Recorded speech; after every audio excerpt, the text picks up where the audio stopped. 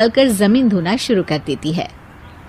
अरे दीदी जिठानी जी, अभी मैंने पूरी फर्श धोई और आप फिर से धूल नीचे गिरा रही हैं। और मछली जिठानी जी, आप बिना झाड़ू की धूल यहाँ छटक रही हैं। अरे तीनों को साफ करना है, एक साथ सफाई करते हैं ना। अरे वही तो, हम साथ साथ हैं, घर साफ साफ है। तीनों बहू ऐसे ही काम में उलझ जाती है और 2 घंटे तक एक ही कमरे की सफाई करती रहती है।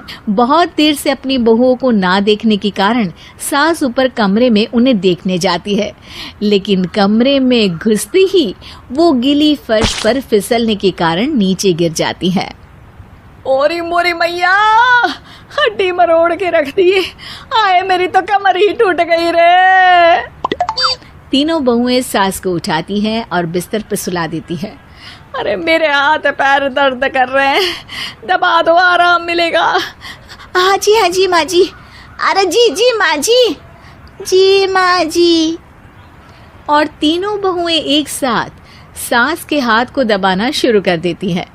माँ की तो चीख ही निकल जाती है और नतीजा ये होता है कि सास के बचे हुए शरीर में भी दर्द उठ जाता है। हाय राम, ये क्या कर दिया तुम तीनों ने।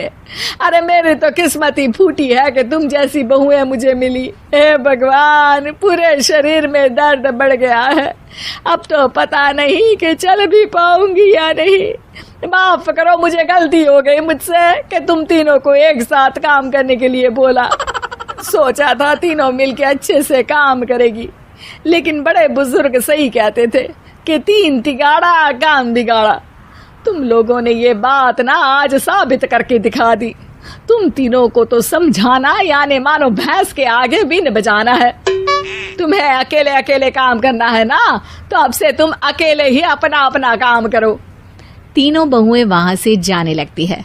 अरे कहाँ जा रही हो? आप ही ने तो कहा कि अपना अपना काम करो, तो मुझे मुल्तानी मिट्टी लगानी है। अरे मुझे भी तो नेल पॉलिश लगानी है, मुझे ना मेहंदी लगानी है। सास अपना सर पीट लेती है और कहती है, अरे मुझे भी लगाना है कुछ। क्या माँ जी? क्या माँ जी? क्या माँ जी? तुम्हारे घर वालों को फोन तुम्हारी हरकतें बताने के लिए।